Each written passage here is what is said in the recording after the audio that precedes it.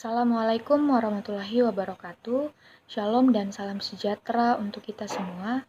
Perkenalkan, nama saya Elizabeth Andi Yordan dengan NIM B1709007.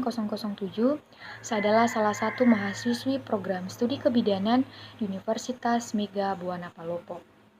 Melihat situasi dan kondisi kita pada saat ini di tengah pandemi COVID-19 yang tidak memungkinkan kita untuk melaksanakan pembelajaran perkuliahan secara offline seperti pada biasanya, tetapi ini tidak mengurangi esensi kita sebagai mahasiswi untuk melaksanakan pembelajaran. Nah, melalui video kali ini saya akan menampilkan keterampilan dalam mengajar untuk pemenuhan tugas pada mata kuliah pembelajaran mikro. Berikut videonya. Assalamualaikum warahmatullahi wabarakatuh. Selamat pagi anak-anakku. Bagaimana kabarnya hari ini? Luar biasa. Puji Tuhan ya. Kita patut bersyukur karena pada hari ini Tuhan masih memberikan kita kekuatan, kesehatan sehingga kita berkumpul di ruangan ini untuk melaksanakan perkuliahan kita ya. Sebelum kita masuk materi perkuliahan pada hari ini, kita akan berdoa terlebih dahulu ya. Silakan ketua tingkatnya memimpin dalam doa. Amin. Ya. Oh iya, sebelum Ibu masuk materi baru pada hari ini, tolong diperhatikan dulu. Ya. Tolong sampah-sampah yang ada di bawah lantai, perhatikan sisi kanannya. Sisi kirinya kalau ada sampah, silakan diambil dan buang ke tempat sampah ya. Ya. Juga perhatikan atributnya lengkap. Ya. Ya, jadi kalau kita begini kan enak ya, belajarnya enak, bersih. Baik, pada hari ini kita akan masuk materi baru ya. Nah, untuk materi pada hari ini kita akan membahas tentang pemeriksaan dasar kehamilan, persalinan dan nifas, dan optimalisasi posisi fetus.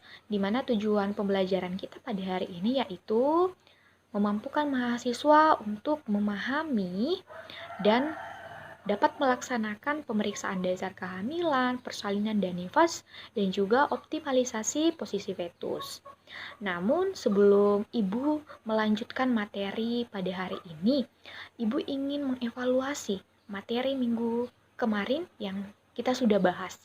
Saya butuh 2 orang mahasiswa ya. Siapa yang berani? Silakan angkat tangannya. Saya butuh 2 orang ya. Iya, silakan Ade. Iya, baik sekali. 1 orang lagi. Oh iya, Ratna, silakan. Ya, terima kasih ya. Dari kedua teman kita, Ratna dan Ade, penjelasannya itu sudah betul dari materi minggu kemarin ya. Kemarin kan kita sudah bahas tentang pemeriksaan fisik ibu hamil ya. Kemudian bagaimana kita bisa memberikan asuhan kepada bukan hanya pada ibu hamil saja, tetapi ibu bersalin dan juga ibu nifas, dan melaksanakan pemeriksaan yang lainnya ya, yang masuk dalam konsep atau ranah kebidanan. Nah, pada materi hari ini kita akan membahas tentang pemeriksaan dasar kehamilan, persalinan dan nifas, dan optimalisasi posisi fetus ya. Nah, adapun konsep dasar kehamilan itu sendiri menurut Federasi Obstetri Ginekologi Internasional kehamilan adalah sebuah proses penyatuan spermatozoa dan ovum yang dilanjutkan dengan implantasi. Nah, kehamilan ini terbagi dalam 3 trimester, di mana trimester 1 berlangsung 12 minggu, kemudian trimester kedua 15 minggu, dan trimester ketiga selama 13 minggu ya. Nah, kemudian konsep dasar masa nifas, di mana setelah seorang ibu melahirkan, bayi yang dipergunakan untuk memulihkan kesehatannya kembali melakukan aktivitasnya yang memerlukan waktu 6-12 minggu. Nah, adapun langkah-langkah yang harus kita perhatikan dalam melakukan pemeriksaan dasar kehamilan. Yang pertama, ketika pasien datang, kita harus timbang berat badannya terlebih dahulu. Kemudian, ukur tekanan darahnya. Kemudian kita nilai status gizinya dengan mengukur lila atau lingkar lengan atas dari ibu. Kemudian lanjut kita mengukur TFU-nya, ukur tinggi fundus uteri dengan cara palpasi abdomen ya. Kemudian kita tentukan presentase dan DJJ, detak jantung janin, menggunakan Doppler ataupun menggunakan Lennec. Kemudian kita nilai status imunisasi TT-nya dan berikan imunisasi TT kalau memang belum pernah diberikan imunisasi TT. Kemudian kita memberikan tablet Fe atau tablet zat besi kepada ibu. Kemudian kita tes laboratorium dari protein urin, kemudian statusnya apakah ibu ini mengidap hepatitis atau HIV, itu semua harus dilakukan tes laboratorium ya. Kemudian penata laksanaan, lalu kita temu wicara, kita melakukan edukasi kepada pasien kita ya. Kemudian bagaimana cara teknik pemeriksaan fisik? Nah, teknik pemeriksaan fisik ada beberapa cara, ada yang disebut dengan inspeksi. Nah, inspeksi ini adalah langkah pertama kita pada saat melakukan pemeriksaan. Nah, pada saat pasien datang kita melihat inspeksi itu adalah tindakan atau melihat istilahnya, dimana kita secara visualisasi melihat pasien ini untuk mengkaji dan menilai keadaan dari pasien itu. Secara umum ya, kita lihat bagaimana contohnya kita bisa lihat dari fisik, tampilan fisik ibunya, kemudian kita bisa melihat bagian wajah dari ibunya ini apakah pucat, apakah kuning, dan lain sebagainya. Ini dilakukan dengan cara visualisasi menggunakan kedua mata kita, indera penglihatan ya. Kemudian lanjut palpasi. Nah, palpasi ini adalah proses perabaan atau kita meraba menggunakan jari kita, tangan kita, di mana dalam kebidanan itu ada yang disebut dengan palpasi. Palpasi atau Leopold 1 sampai Leopold 4, di mana ini dilakukan untuk menentukan rahim dengan menemukan usia kehamilannya serta menentukan letak anak dalam rahim ya, tergantung dari Leopold pertama, Leopold kedua, Leopold ketiga, dan juga Leopold keempat. Ada 4 Leopold ya dalam teknik palpasi dalam kebidanan. Kemudian lanjut perkusi. Nah, perkusi ini adalah salah satu tindakan pemeriksaan fisik dengan cara mengetuk bagian yang ingin dinilai. Contohnya bagian pada saat kita melakukan pemeriksaan refleks hammer, kita kan ketuk bagian daerah patella dari pasien ini, kita bisa menilai apakah masih normal atau tidak ya. Kemudian lanjut teknik auskultasi. Nah, auskultasi ini adalah suatu tindakan pemeriksaan dengan mendengar bunyi yang terbentuk dalam organ tubuh. Auskultasi ini kan contohnya tadi pemeriksaan menggunakan Lennec, kan kita bisa dengar detak jantung dari janin ini. Kita bisa hitung bagaimana frekuensinya, apakah normal atau tidak. Baik, kita lanjut tentang pemeriksaan fisik. Minggu kemarin kan kita sudah bahas tentang pemeriksaan fisik. Nah, materi pada slide ini Ibu akan skip saja ya. Secara garis besarnya Ibu akan bahas untuk mengulang materi minggu kemarin. Nah, kita akan bahas secara sekilas saja, di mana pemeriksaan fisik kan kita bisa menilai dari keadaan umum dari pasien ini, kemudian kesadarannya, apakah kesadarannya kompromentis dan lain sebagainya. Jadi anak-anak semua itu harus tahu ada beberapa macam kesadaran pada saat kita menilai keadaan dari pasien ini ya, kemudian keadaan emosionalnya apakah baik atau bagaimana. Kemudian kita melakukan pemeriksaan tanda-tanda vital lah, mengukur tekanan darah, kemudian kita lihat pernafasannya, frekuensinya, nadinya ya. Kemudian pemeriksaan secara head to toe dari ujung rambut sampai ujung kaki ya. Kemudian Nah, kita masuk penggunaan Laennec dan Doppler, di mana seperti yang saya sudah bahas di awal tadi, Doppler itu adalah salah satu sarana atau alat yang digunakan untuk mendengar contohnya detak jantung dari janin ini ya, di mana Doppler ini bisa dikata ini adalah salah satu alat yang sangat digital dibandingkan dengan Laennec karena fiturnya ini sangat lengkap ya. Ini dirancang khusus untuk memeriksa janin sejak usia 3 bulan atau pada kehamilan 10 hingga 12 minggu. Nah, di mana penggunaan Doppler ini lebih akurat sih sebetulnya. Kita bisa mengetahui posisi janin, kemudian usia kehamilan, dan berat janin itu sendiri. Nah, kemudian Laennec. Laennec ini sejenis stetoskop akustik yang berbentuk seperti trompet pendengaran. Nah, di mana ini digunakan dengan cara menempelkan atau meletakkan pada perut ibu hamil untuk mendengarkan bunyi detak jantung jari janin itu sendiri. Nah, di mana alatnya ini berbentuk seperti tanduk rongga, sering terbuat dari kayu atau logam dan panjangnya sekitar 8 inci. Nah, kita akan masuk materi macam-macam posisi bayi dalam kandungan. Yang pertama, posisi anterior. Nah, untuk posisi anterior ini di mana kepala bayi itu berada di bawah dengan wajah menghadap ke punggung ibu ya. Anak-anakku semua bisa memperhatikan ya gambarnya yang ada di slide ibu ini sambil membayangkan. Nah, kepala bayi menunduk dengan dagu menempel ke dadanya. Ya, gambarnya seperti ini dan ini merupakan posisi yang ideal dan aman bagi ibu hamil dan janin untuk menjalani persalinan secara normal ya. Posisi anterior. Kemudian kita masuk pada posisi posterior. Anak-anakku semua bisa lihat gambarnya seperti ini.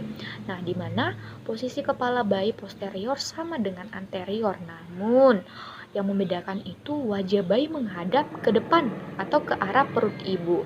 Posisi ini umumnya terdeteksi pada tahap awal kelahiran, tapi biasanya bayi akan berputar sendiri ke posisi terbaik sebelum persalinan ya. Kemudian posisi melintang. Nah, pada posisi ini bayi melintang di rahim. Kasus ini sangat jarang terjadi karena tiap bayi dapat menyesuaikan posisinya secara alamiah. Jika posisi bayi tidak kembali ke posisi semula, dokter akan merekomendasikan persalinan secara SC atau sesaria. Gambarnya seperti ini. Posisinya secara melintang di rahim dari pasien. Kemudian posisi sungsang. Posisi sungsang ini anak-anakku semua bisa lihat gambarnya ya. Seperti ini, di mana posisi bayi sungsang ini ditandai dengan bokong atau kaki bayi ini berada di bagian bawah rahim dan posisi ini jarang terjadi. Bayi sungsang tetap dapat lahir melalui vagina dengan kondisi sehat meski beresiko mengalami cacat lahir atau cedera saat dilahirkan karena anak-anak semua nanti ini akan diajarkan bagaimana cara menolong kasus patologi seperti ini ya. Contohnya bayi yang lahir, bayi yang memiliki posisi letak sungsang. Kalian akan diberikan praktik atau pembelajaran bagaimana sih sebetulnya menolong bayi ini ketika dia didiagnosis posisinya itu apa ya? Posisinya itu sungsang. Kalian akan diajarkan ya. Kalian akan diajarkan. Kemudian kita masuk materi penentuan posisi janin sesuai usia kehamilannya.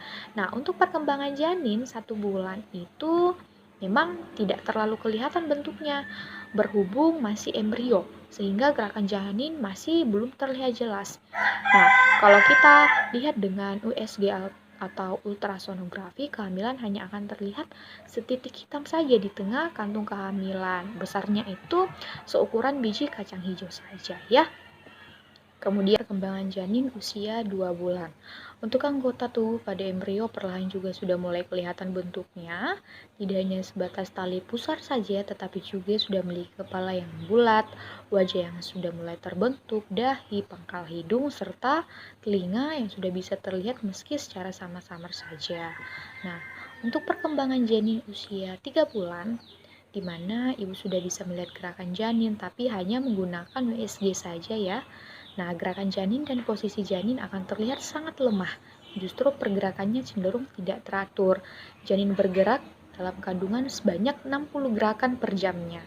Nah, pada usia 3 bulan juga ini, kulit pada janin sudah mulai terbentuk secara perlahan. Meski sangat tipis seperti lapisan tisu, jaringan kulit ini terbentuk bersamaan dengan jaringan kering dan kelenjar minyak.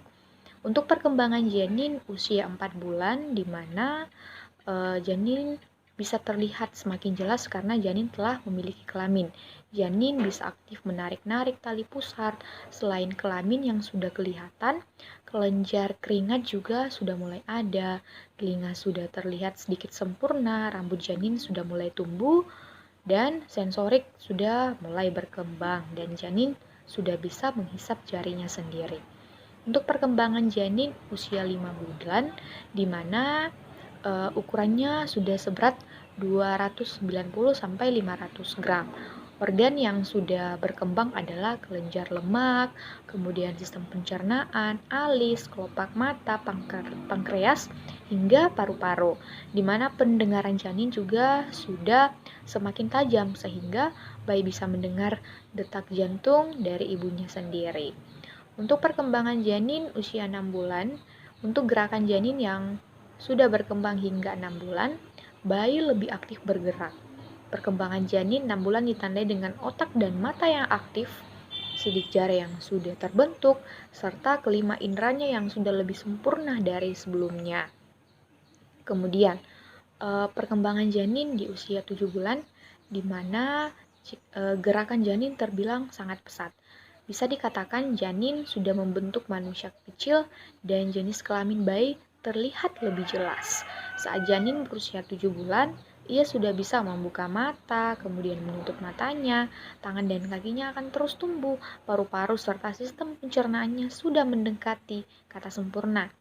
Kemudian posisi janin dan gerakan janin 7 bulan juga bisa berubah-ubah karena kepalanya sudah bisa berotasi atau berputar. Baik, kita lanjut untuk perkembangan janin usia 8 bulan, di mana janin pada posisi di usia 8 bulan ini ditandai dengan janin lebih sering menggeliat dan menendang-nendang. Tengkorak bayi juga lebih membesar meski masih sangat lentur, sedangkan tulang-tulang pada tubuh janin sudah mulai mengeras. Nah, pada saat ini biasanya ibu akan sering mengalami yang namanya sesak nafas dan sering buang air kecil karena adanya tekanan pada pencernaan dan kandung kemih seiring dengan perkembangan dari usia janin, ya. Kemudian untuk perkembangan janin usia 9 bulan, di mana perkembangan janin ini menjadi momen paling dinantikan karena hari kelahiran akan semakin dekat. Di dalam rahim, posisi janin kepalanya sudah mendekati panggul. Semua organ tubuh pada bayi juga sudah mulai sempurna. Nantinya akan ada muncul selaput keputihan penutup tubuh bayi yang akan melindunginya saat akan keluar dari rahim, ya. Nah, untuk gambarnya anak-anakku semua bisa lihat di slide ibu, ya. Ini untuk usia 1 bulan, 2, 3, 4, 5, 6, 7, 8, 9, ya. Gambarnya seperti ini, ya. Untuk materi hari ini kita sampai di sini, ya.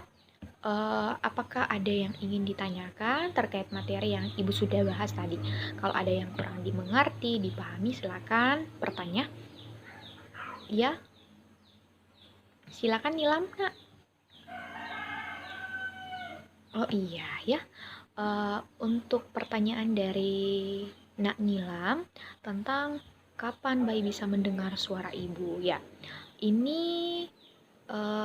masuk dalam perkembangan usia janin 6 bulan, dimana kan kita sudah bahas tadi. Di situ janin sudah mulai berkembang secara sempurna, dimana sudah mulai terbentuk yang namanya saraf motoriknya, indera kelima, indera penglihat, inderanya itu sudah mulai terbentuk dengan sempurna. Nah, pada usia 6 bulan ini, janin ini bisa merespon dan tanggap terhadap suasana hati dari ibunya, kemudian bisa mendengar suara dari ibunya itu sendiri. Makanya seorang ibu itu pada saat usia kehamilannya 6 bulan, ya, sering-sering mengajak komunikasi, ya, karena bayinya juga ini akan respon terhadap suara dan tanggap terhadap suara. Iya ya. Bagaimana dengan Nak Nilam? Apakah sudah dipahami dan dimengerti? Iya, terima kasih ya. Bagaimana dengan anak-anakku yang lain? Apakah masih ada yang kurang dimengerti dari materi hari ini? Oh iya ya. Kalau begitu, sebelum Ibu tutup perkuliahan hari ini, Ibu ingin evaluasi. Saya butuh 2 orang untuk mengevaluasi materi hari ini ya. 2 orang mahasiswa. Silakan. Iya, silakan Nova. Iya, terima kasih. 1 orang lagi. Iya, silakan. Darniati. Iya, baik sekali. Dari penjelasan kedua teman, untuk materi hari ini sudah lumayan bagus, sudah cukup bagus ya. Sekiranya apa yang kita pelajari pada hari ini dapat menjadi bekal dan menambah pengetahuan serta wawasan bagi anak-anakku semua untuk menjadi seorang bidan nantinya. Demikian perkuliahan kita pada hari ini. Saya ucapkan banyak terima kasih atas partisipasi dan keaktifan dari anak-anakku semua. Assalamualaikum warahmatullahi wabarakatuh. Shalom dan salam sejahtera untuk kita semua. Semoga kita dalam keadaan sehat selalu.